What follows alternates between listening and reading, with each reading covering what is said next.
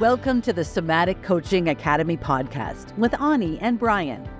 Join us as we explore the art and science of trauma-sensitive somatic practices and tools to strengthen your practice as a coach, therapist, or holistic professional. Master the art of motivating even the most challenging clients when you'll understand how to tap into and unlock your client's complete holistic intelligence. If you want to learn the most cutting-edge, research-supported skills for personal and professional mastery, you've come to the right place. Let's get this conversation started.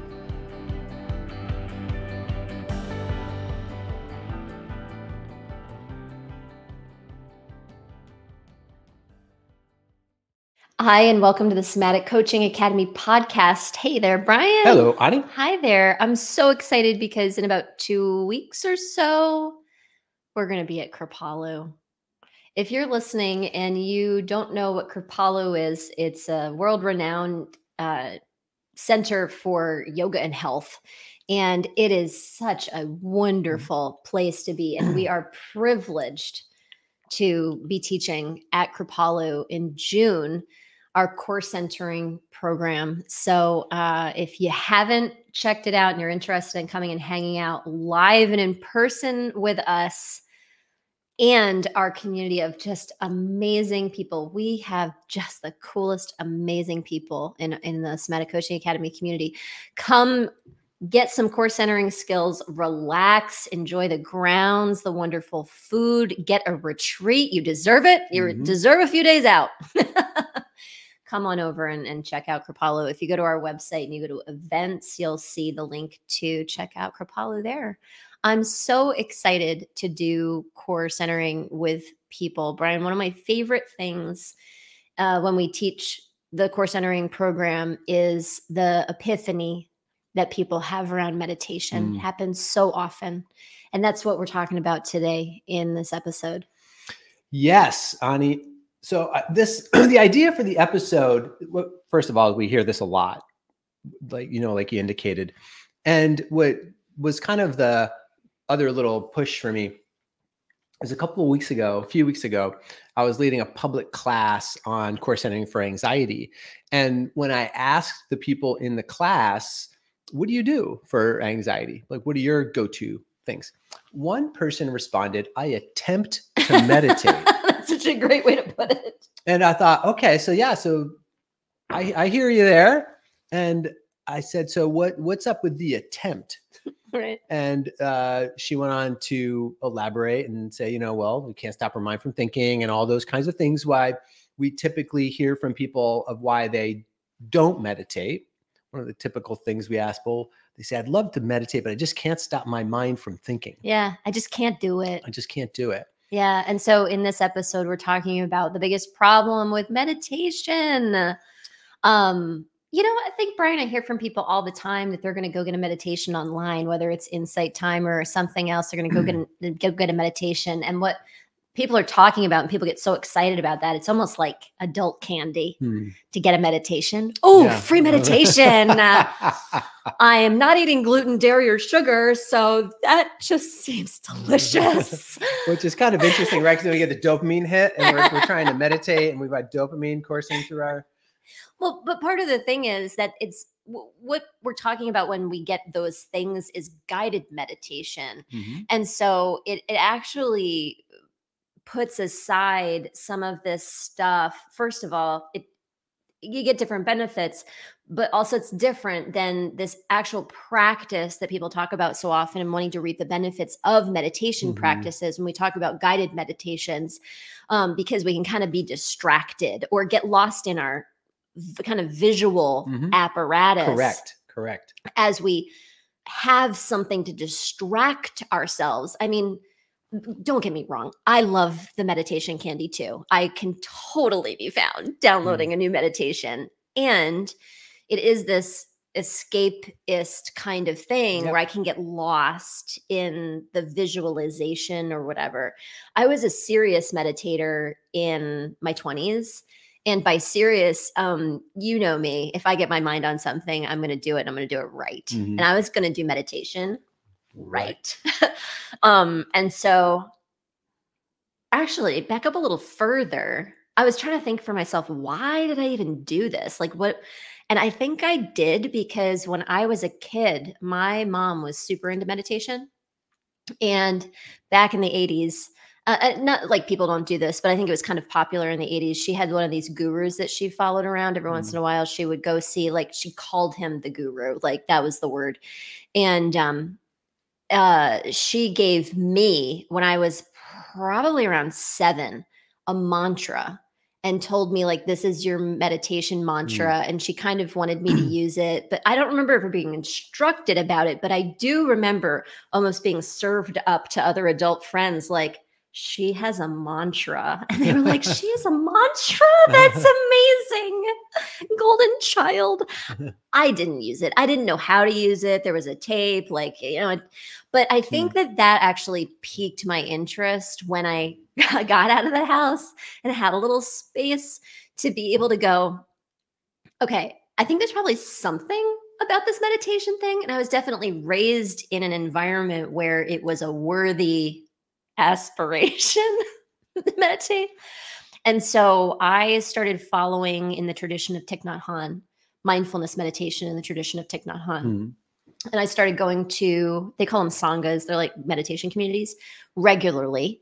And because this was before I had kids and I was a young adult, I had plenty of time to really do this. And so I went every week or more than once a week. And I would go on Sundays and I would go to workshops. And I actually got to the place where I was leading Sangha practice myself.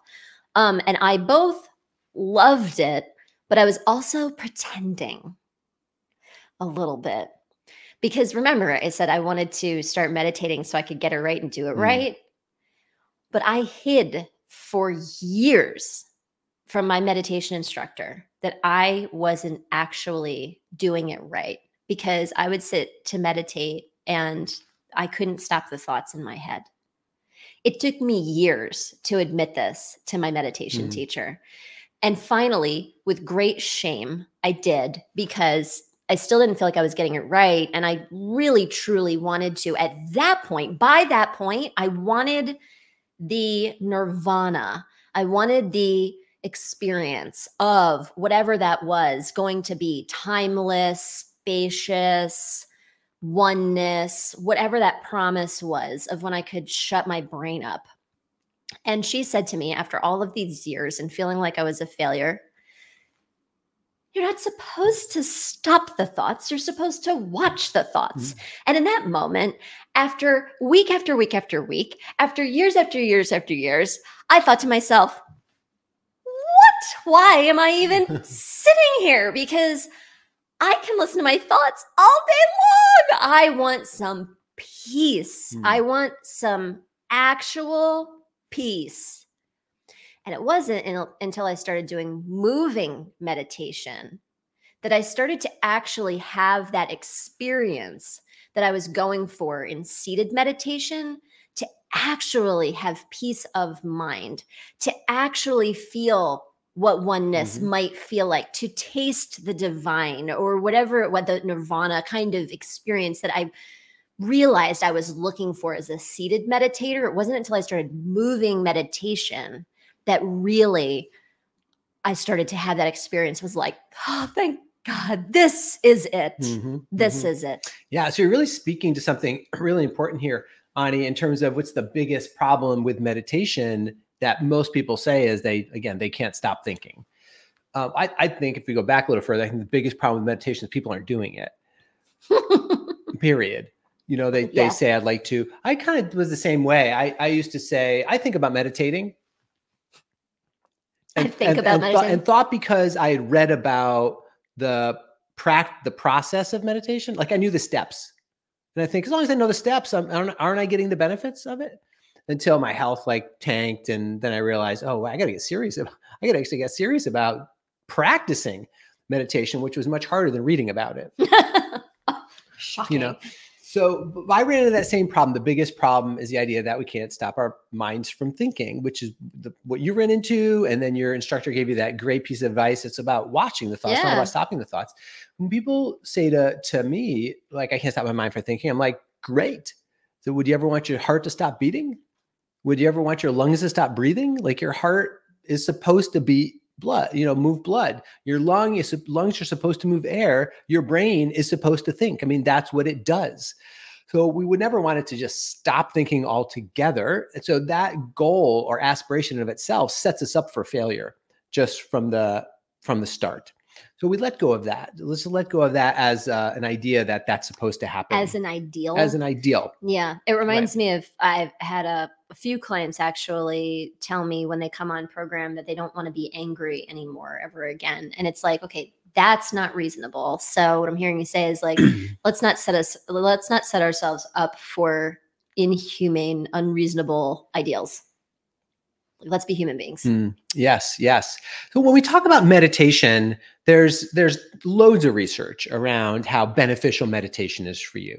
And there's a couple different types of meditation, right? We have concentration meditation is about when you're focusing on a certain mantra, as you mentioned, or focusing on your breath, or you have some object of focus where you keep bringing your attention back to. And then there's mindfulness meditation, where you are witnessing what's going on. You're not really trying to control anything or bring your attention back to anything necessarily, but you're in a state of distant witnessing, watchfulness from what's happening. And either way, whether you're thinking about concentration meditation or mindfulness meditation, really what meditation really is about, it's about being present, being fully present right here in the present moment. It's about being able to, or practicing just redirecting our focus or our attention. And there's a lot of reasons why people might want to meditate. I mean, for me, I was looking for more of like a spiritual transcendence kind of thing. You started meditating because you had health issues. Right. So there's, whether you're going for mind, body, or spirit result, meditation is a fantastic way to help you get where you're going. Yeah, absolutely. And so how do we make meditation easier? Which is, you had such a great story around that. And, you found ways to make it easier and went with movement to help create a state of a meditative state. There's also a good amount of research around mindful movement as just a research category. So if you're looking, like, hey, I want to dig into the research or see what mindful, just plug that into, PubMed or something. And some research studies will come up for mindful movement. Linda Larkey actually is a colleague of ours who does research in that area, which is really fantastic. So how do we make meditation easier? Maybe first we can just really quickly talk about the benefits of meditation. They're broad, they're vast, but they do affect our physiology on multiple levels. So they help to decrease muscle tension and muscle tone. So it can be very helpful for chronic pain. That's research has been shown. It also has neuroendocrine impacts. Also, there's certain hormones that elevate when we meditate, and other hormones that go down when we meditate. Some of the hormones that come up are like DHEA, which is around longevity, how long we're going to live, how healthy we're going to be. The one hormone that you would want to measure for that is DHEA. That actually goes up when we meditate. Cortisol and adrenaline goes down when we meditate. When we have what you might call a quote unquote successful meditation practice. So how do we make it easier?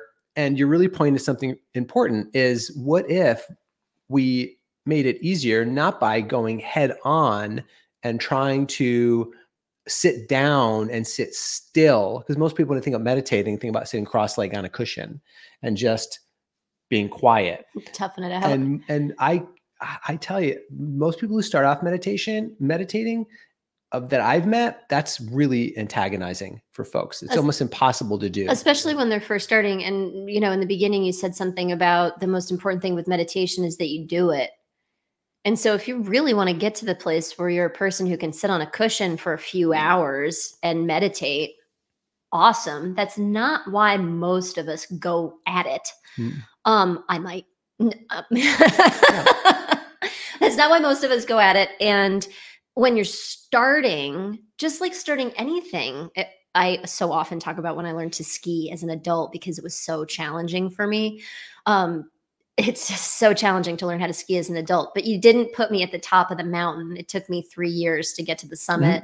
You put me on the smallest hill, which, just to be clear, in the Adirondacks at Whiteface Mountain is still a very big hill, but I digress. So start with it making it easier on yourself? Yeah. So let's talk about making it easier. To have a successful meditation practice, one where, and by successful, I don't think there's like one successful practice, but let's say a practice where you actually get changes where your muscle tone comes down, where you have neuroendocrine changes, where you have more longevity hormones in your body, where you have better melatonin, more serotonin, more beta endorphin. Like if you're actually, we're measuring the physiological effects of meditation, what Herbert Benson called the relaxation response. That's what I would kind of consider a successful meditation experience, because you're actually getting the physiological changes with it. So how can we help you have that happen? Well, there has to be certain parts of the brain that are actually functioning well in order to have those things happen. And this is a part of your brain that Bessel van der Kolk calls the mohawk of self-awareness. It's actually the midline structures in the brain, the prefrontal cortex. There's some different regions of that. And then over the top of the middle of the brain, and then to the back of the brain, to the posterior cingulate gyrus, there's these parts of the brain need to be active in order for us to have that experience of peace and presence. And here's the problem. When we have a lot of stress in our lives, we have a lot of that sympathetic nervous system is really going haywire, really going crazy. We're feeling really buzz up, or we've been to Starbucks for the 5th time today, and we've got a lot of caffeine, a lot of stimulants in the system. You know, a lot of us are addicted to Red Bull, energy drinks, stimulants, Mountain Dew, like all that stuff is just like activating the sympathetic nervous system. And so when that happens, those parts of your brain actually don't operate really well.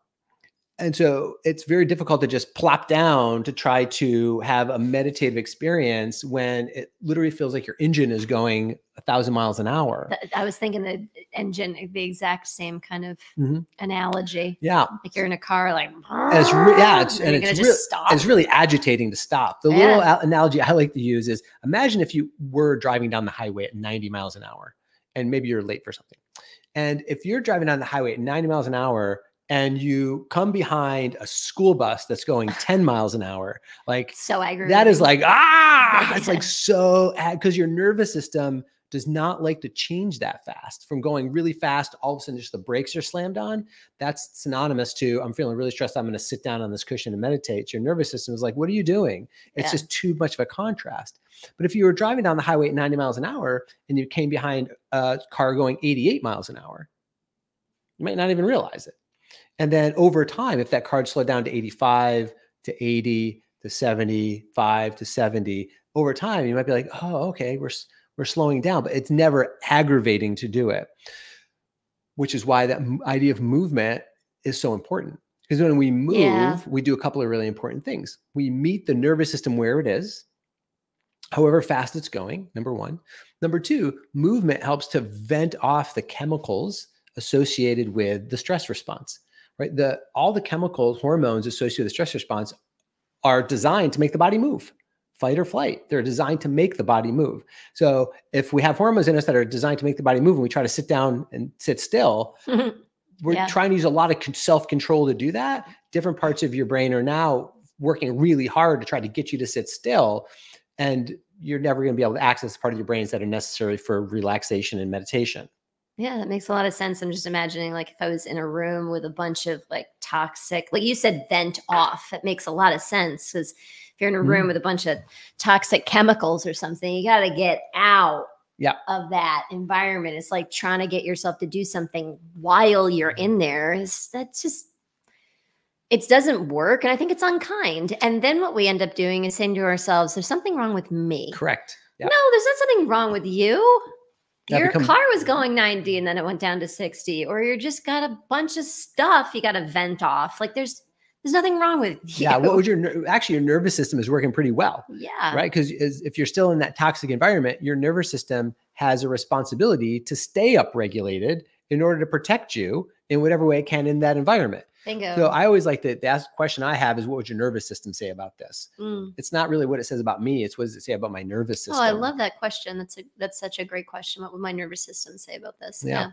So movement is like a really important part to start with. And there's research to show that if you're practicing mindful movement, you actually get the same results from meditative practice that you do if you're sitting, because you're starting to balance the nervous system now. You're starting to change your neurohormone profiles. You're starting to release tension in the body. You're starting to oxygenate the body more with these somatic practices around movement.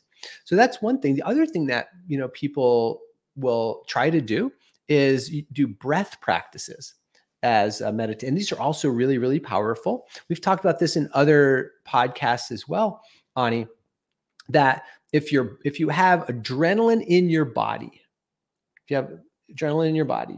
and you just try to do breath practices to slow down your heart and slow down your breathing with having that much adrenaline in your body, that's going to work as long as you're paying attention to breathing that slow. But as soon as you stop breathing that slow, it just goes right up again. Okay. So you actually have to keep doing it. You have to keep doing it forever because your body, because the neurohormones and tension in your body is always feeding back to your nervous system a state of imbalance. And so what your body's doing is changing your heart rate and your breathing in order to manage the state of imbalance. So balance the system first. Correct. It's much easier to use your breath to begin opening up and balancing your thinking and your brain processes if your body is already balanced. So we like to start from the bottom up, balance the body, and then access the breath. And then meditation becomes actually pretty easy. It's so easy. And so that experience that I used to have sitting on the cushion where I couldn't stop my thoughts from thinking, and I wanted to so badly, I started the moving meditation. And not only could I experience that peace I was looking for during the movement, but then after, I would have these periods of quiescence. Mm-hmm. Yes. That was actually what I was looking for in the first place. Correct. Yeah, that peace that you were looking for. Yeah. So one of the biggest problems that, again, we find people just try to jump right into quiet sitting meditation, even though their nervous system is really ramped up and really activated. And then that creates a lot of self-defeat, a lot of self-judgment, a lot of self-criticism. That's certainly the experience I had too when I first started practicing meditating. I tell this little story that I had really, really high blood pressure. And that was the impetus for me to really get really serious about meditating. And when I started meditating, my blood pressure actually went up. And it was supposed to go down, but it went up. And I was like, what is going on here? And then I really realized that it went up because when I would sit down, my thoughts, I became way more aware of just how busy and cruel my thoughts were to myself. The self-judgment, the cruelty, the denigration, those voices, all those voices that I'm sure I had noticed them beforehand, but I was so busy that I wasn't really paying attention to them because I was busy doing stuff. Yeah. And I was busy doing stuff most of the time to appease those voices anyway. Totally. Right? Like working really hard. Totally. And that's one of the things that really bothered me about meditation was I understood that it was about listening and watching the thoughts. Is I also had some wicked mean voices in my head. Yeah. And so then I would sit for whatever amount of time it was, whether it was 5 minutes or it was a half an hour, and listen to the crap that was going on up there. And I didn't at that time have any tools to transform the thoughts that I was thinking or the feelings that I was feeling. So all I did was get off the cushion and be like, damn, I suck. Yeah, right. I sat here for half an hour, beat the hell out of myself. Right? This isn't fun. This doesn't feel peaceful. Right. So my blood pressure actually went up, and I was like, wow, I haven't got to do something about this. And a lot of the things that I figured out how to do are now a part of the core centering program. Yeah. So we talk about this a lot with core centering, and the way that we've developed the program and the way that we've developed the methodology within the program is that easy entry into meditation, so that even people who've never meditated before have a meditative experience during the program. Right. So that's the thing, right? Yep. So they can say, oh my God, I feel so much more relaxed, more present. I'm being kinder to myself. I'm more empathetic to those people around me. Wow, I'm getting all these benefits, but I don't really sit, quote unquote, to meditate that much. but they're still getting all the benefits that you would get from what have been talked about from sitting meditation for a long time. And we really believe, and we know now that having this integrated approach to it is really critical to being successful. Yeah. So I encourage listeners to think about why you want to meditate or why you think meditation is important, because for each of us, it's something different. Maybe it's something physiologically like Brian that you're trying to achieve in terms of lowering your blood pressure. Maybe it's something more spiritually aspirational like myself, trying to reach the promised land.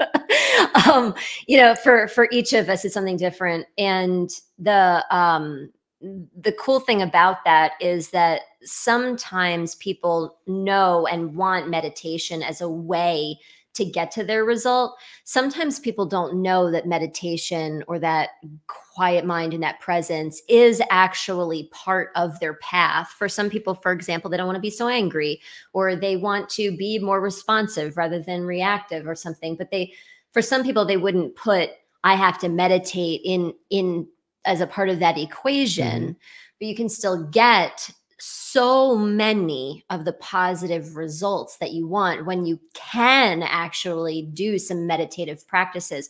But you don't have to sit on a cushion to do it. You don't need to make yourself, it can be easy. Not only that, it can be fun and actually provide relief and a little vacation, in the moments that we do it through the process of core centering. So yeah. So if this sounds like, hey, I would love to be able to meditate successfully, not feel like I'm chained to a cushion to have to do it. If I want to do that and it feels really good to do that, great, I'll do that. If you're looking for some more tools to be able to help other people have an easy access, an easier road to inner peace and quiescence and empathy and resiliency and all those amazing things that happen when you feel fully present, join us for Core Centering, especially at Kripalu in just a couple of weeks. Yeah. Join us at Kripalu. Join us at a virtual program if that works better for your schedule.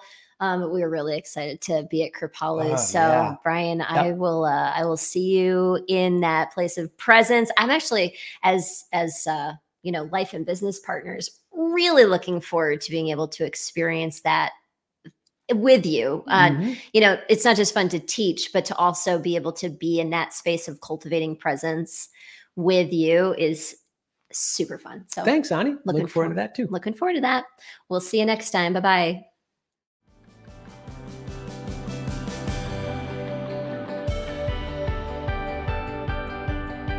Thank you for listening to this episode. We hope that this conversation will help you improve your practice and change the way you think about your work, your clients, and yourself. Continue your exploration of trauma-sensitive somatic coaching by listening to more podcast episodes at somaticcoachingacademy.com. You could be the trusted guide that people turn to help them with their most challenging situations and to reach their most precious goals. Thank you for joining us. We'll see you next time.